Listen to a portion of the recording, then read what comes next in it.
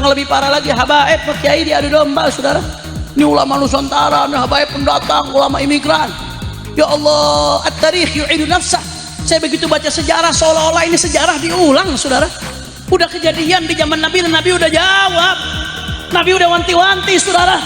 Tapi tanpa sadar ini terjadi lagi, saudara. Hati-hati. Habaib kiai dibikin ribut. Jangan dikira nih nggak ada sponsor di baliknya. Jangan dikira nggak ada backing di balik ini, saudara. Bismillahirrahmanirrahim. Assalamualaikum warahmatullahi wabarakatuh. Sahabat Charlie dimanapun berada, di video yang saya tampilkan ya di awal terkait pernyataan Pak Hanif Alatas bahwa begal nasab ya itu ada backingan. Di thumbnailnya itu ada gambarnya Gus Abbas dan Keimat ya, berarti ditujukan kepada pendukung Keimat.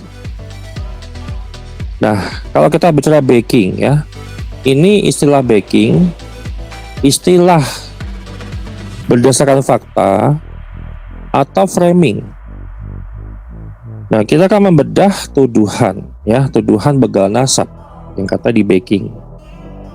Kalau kita bicara sebuah kritik teman-teman yang nggak bisa dibantah dengan hal apapun, dibantah dengan data nggak bisa, dibantah dengan argumen nggak bisa, dibantah dengan data atau sumber referensi nggak bisa gitu ya, itu biasanya akan menyerang personalnya. Yang diserang itu bukan datanya, justru orangnya, personalnya. Dan hari ini ya, dengan video yang saya tampilkan, kita melihat pola yang berulang. Ketika muncul kritik terhadap klaim, tiba-tiba muncul tuduhan, oh ini ada backingannya ya, ini ada dibayar, ini ada yang membiayai gitu ya, ini proyek besar. Pertanyaan sederhana saja dari saya, apa yang disampaikan Pak Hanif itu fakta atau hanya framing untuk menghindari substansi? Nah, sebelum masuk kepada analisis yang lebih dalam, kita saksikan terlebih dahulu cuplikan video ceramah daripada Pak Hanif Alatas. Silahkan disimak. Yang lebih parah lagi, habaib kiai diadu domba, saudara. Ini ulama Nusantara, ini habaib pendatang, ulama imigran. Ya Allah, at-tarikh yu'idu nafsah. Saya begitu baca sejarah, seolah-olah ini sejarah diulang, saudara.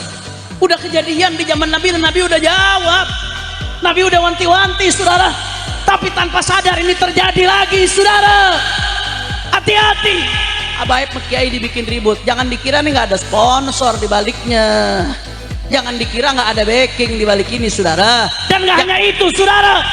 Ini awal doang. Habaib dihina-hina, direndah-rendahkan, dicaci maki dengan ujaran kebencian rasisme. Itu cuma permulaan, batu loncatan. Begitu masyarakat netizen terbiasa caci maki habaib, setelah itu yang akan dicaci maki adalah kiai. Dan sekarang udah terbukti, saudara. Setelah kiai yang dihantam, habis itu pesantren yang dihajar, saudara.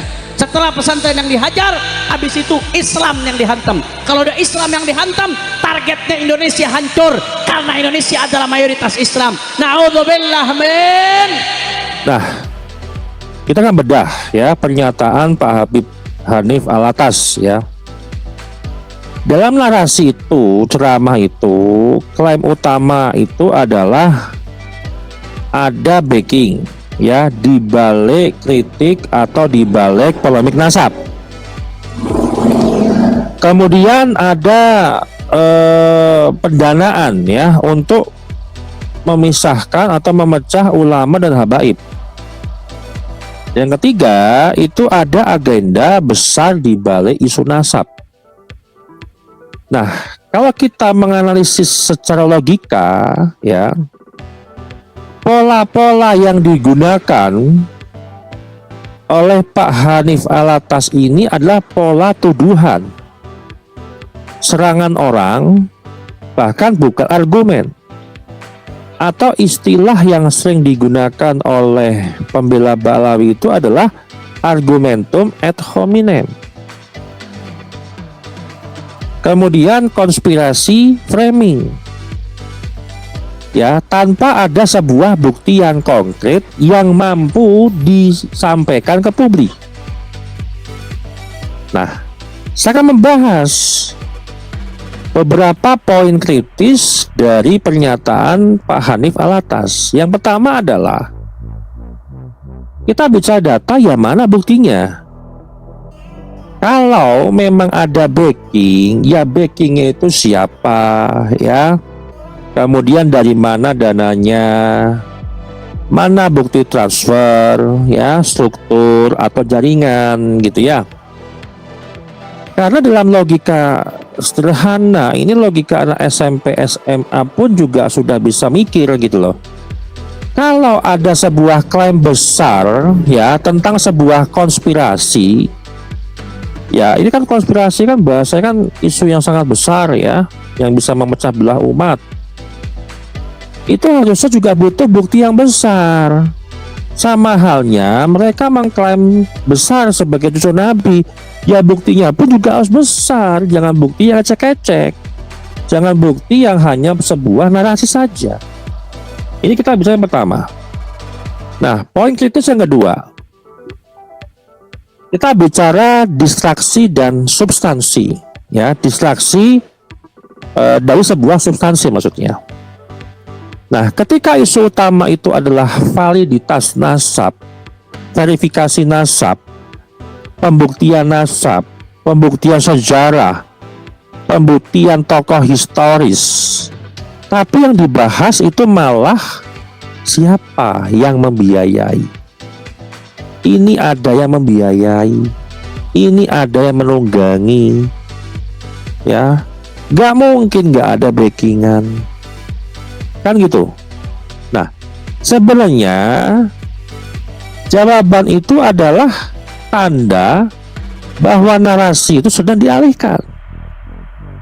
Ini justru bukan menjawab pertanyaan, ini menghindari pertanyaan. Sekarang pertanyaan publik itu, Mbak Alawi itu cucu Nabi itu bukan. Oke, kemudian poin kritis yang ketiga. Kita bicara standar ganda. Ini standar yang selalu ada di dalam argumennya Mbak Alawi. Seperti hanya tuduhan pendukung Mbak Alawi atau tesis Keimat itu adalah operasi intelijen hitam. Ada propaganda di balik itu. Ini kan pola-pola berulang dan terus diulang terus. Kalau ada kritik dibilang dibayar, ya kan? Tapi kalau ketika bicara ceramah besar, event besar, kemudian mobilisasi massa, apakah nggak ada biaya juga? Nah, sekarang pertanyaannya adalah, apakah semua aktivitas dakwah itu bebas biaya atau hanya kritik aja yang dianggap dibayar? Kemudian kita bicara poin kritis yang keempat. Framing pecah belah, ya, dalam narasi yang disebut kritik adalah memecah belah. Padahal dalam sejarah ilmu, kritik itu justru cara menjaga sebuah kebenaran. Kalau semua kritik dianggap pecah belah, maka nggak akan pernah ada koreksi dalam sebuah sejarah. Nah, kemudian poin kritis yang keempat, framing pecah belah. Dalam narasi kan disebut kritik itu memecah belah, gitu ya. Padahal dalam sejarah ilmu, kritik itu justru adalah cara menjaga sebuah kebenaran. Sekarang kalau misalkan semua kritik dianggap itu adalah memecah belah, ya maka ilmu itu tidak akan mengalami sebuah perkembangan yang luar biasa. Kalau semua kritik dianggap pecah belah, gitu ya, maka tidak akan pernah ada koreksi di dalam sebuah sejarah. Jadi intinya mereka menutup celah supaya tidak ada yang mampu atau tidak ada yang mengakses atau tidak bisa orang untuk mengoreksi sejarah Balawi. Kemudian poin yang kelima, dibuatkanlah sebuah narasi ketakutan. atau disebut dalam komunikasi itu fear naratif. Narasi yang disampaikan Pak Hanif itu kan ini akan menghancurkan Islam, katakanlah seperti itu. Ini akan menghancurkan Indonesia. Indonesia akan hancur, ya, akan terpecah belah. Ini adalah teknik klasik, ya, teknik yang udah basi, teknik yang tidak di-upgrade, teknik yang sudah ketinggalan zaman. Artinya membesarkan sebuah ancaman untuk mematikan kritik. Kalau ada tuduhan, ya, ini ada backingan, ya jawab saja kalau memang ada backingan. Nah, kita buka bersama datanya mana, karena tanpa bukti. Ini bukan fakta, itu hanya sebuah asumsi, gitu ya.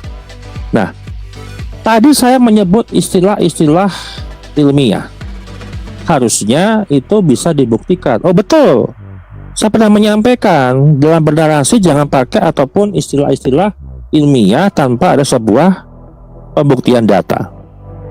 Nah, saya akan memberikan data analisis. Yang pertama adalah temuan indikatif dari percakapan publik.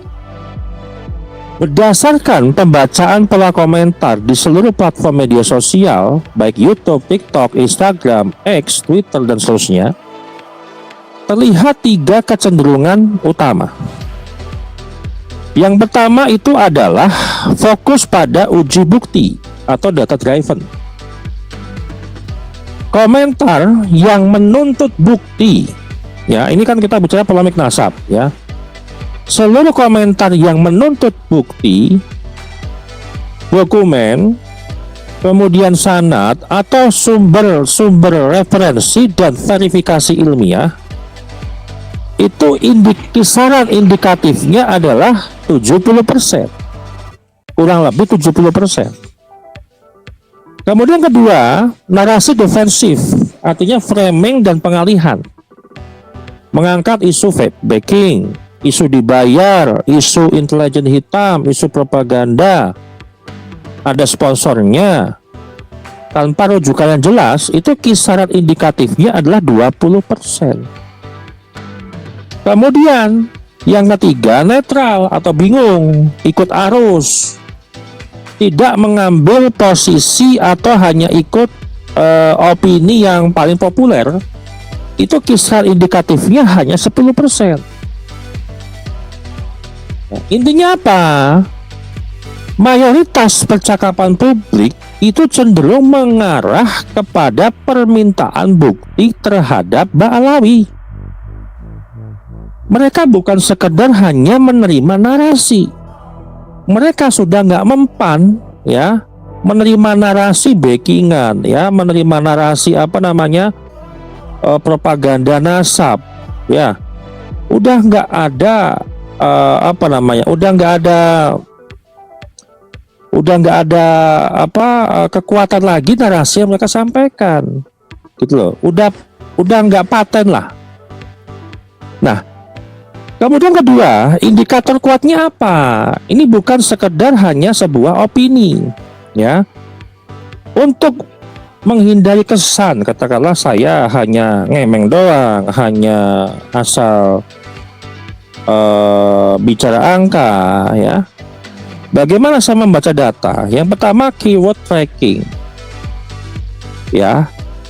Keyword tracking itu kata seperti bukti, kemudian data, mana dokumennya, mana manuskripnya, kemudian uji DNA, sanad, itu muncul lebih dominan dibanding kata backing atau dibayar. Kemudian kedua, engagement ratio, ya. Komentar yang berisi sebuah pertanyaan atau permintaan bukti itu cenderung mendapatkan like dan balasan yang lebih tinggi dibanding komentar-komentar daripada tuduhan tanpa data. Misalkan ada framing backingan, kemudian dikomentari publik, ya publik itu adalah ingin meminta kejelasan data dan bukti. itu lebih banyak dibanding komentar yang mendukung narasi tuduhan tanpa bukti. Kemudian ketiga, pola diskursus. Ketika isu backing itu muncul, ya, biasanya tidak akan disertai referensi yang konkret, tidak diikuti pembuktian lanjutan, ya, hanya berhenti di level retorika saja. Jadi ya tuduhan-tuduhan itu ya nggak ada buktinya. Mereka nggak mampu kok membuktikan, ya, nggak mampu membuktikan kalau nasabnya mereka itu sahih. Ya mereka hanya membuat sebuah framing-framing yang kalau kita lihat, kita teliti, ya sudah basi gitu loh. Nah artinya apa? Mayoritas publik itu sekarang nggak lagi bertanya siapa yang bicara, tapi apa buktinya, mana buktinya. Isu backing akan kuat kalau ada data. Kalau nggak ada ya cuma narasi toh.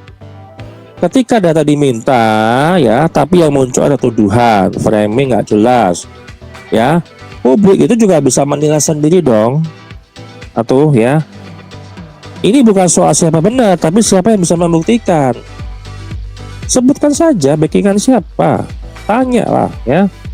Artinya kalau kita ambil kesimpulan, narasi yang disampaikan Pak Hanif itu adalah hanya untuk menjaga loyalitas kelompok, ya, hanya untuk menjaga loyalitas kelompok, ya, supaya kelompoknya ini tetap loyal kepada Habaib, ya, supaya kelompok ini tetap ikut dalam barisan Habaib.